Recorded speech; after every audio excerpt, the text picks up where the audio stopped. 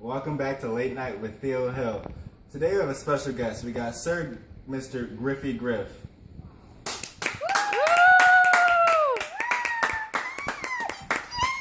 my gosh! Tonight we're going to be I love you! We love you too. Tonight we're going to be discussing a special aspect in a book that we all love and know so well, The Great Gatsby. I love that novel. It really gets to the feels.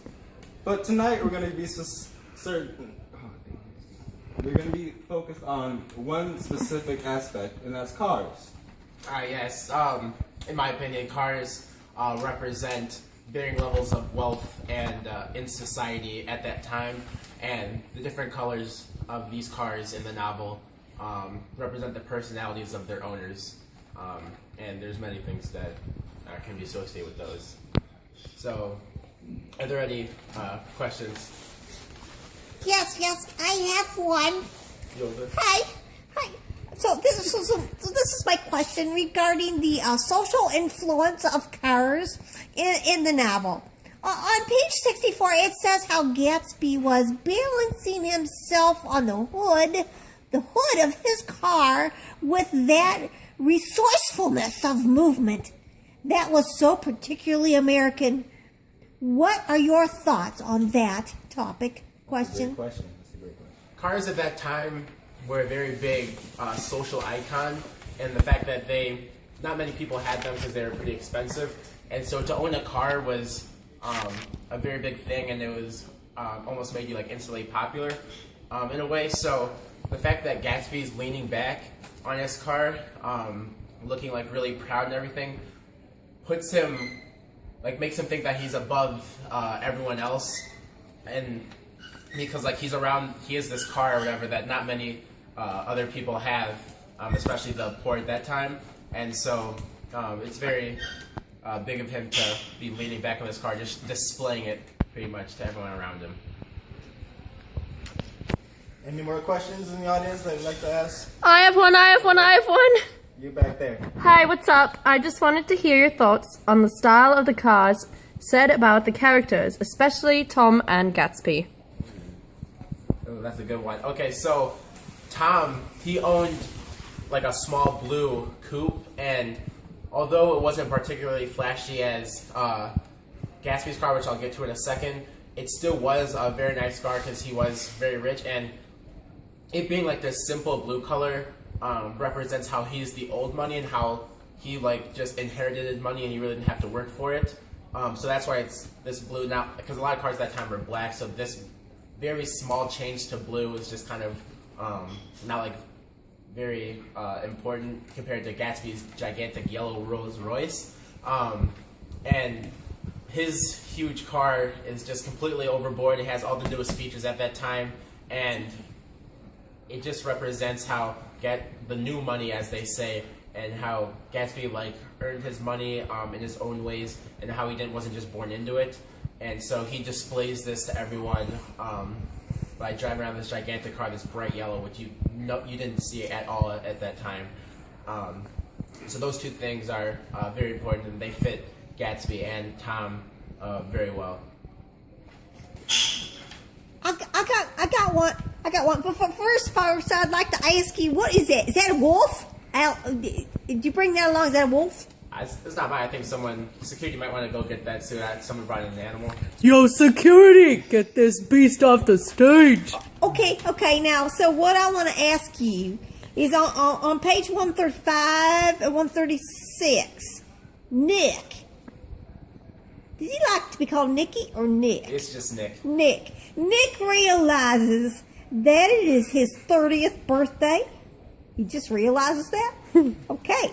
And he has some interesting things to say, especially when he states, quote, "So we drove toward death through the cooling nights." Do you have any thoughts on that? Because I just don't get that. So Nick at this time just kind of like sits back and has a realization that, hey, he's turning 30, and he just has time to like think about this, and he has this like revelation that like all people, everyone just slowly grows up, and all people obviously just die eventually.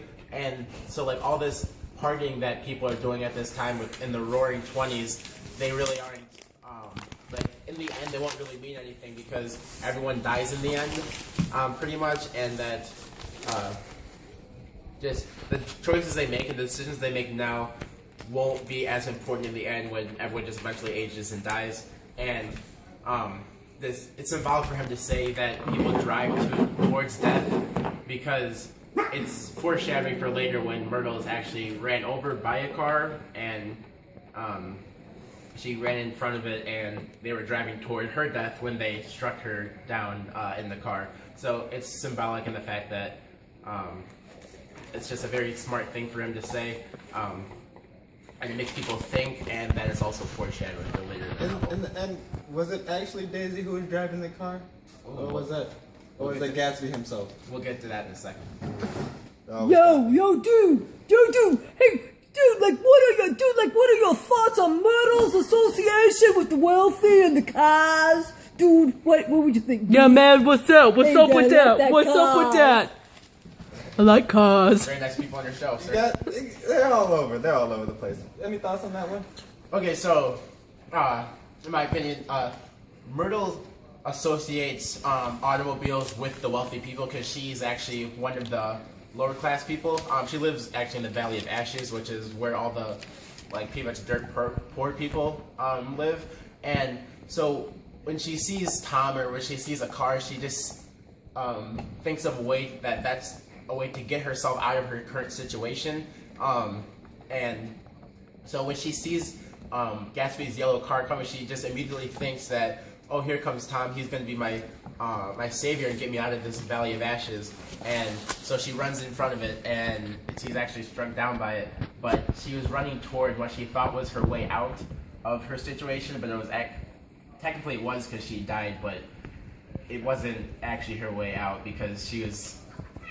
It wasn't Tom in the first place. It was actually Gatsby and Daisy driving the car. Daisy, to be specific. Told you it was me.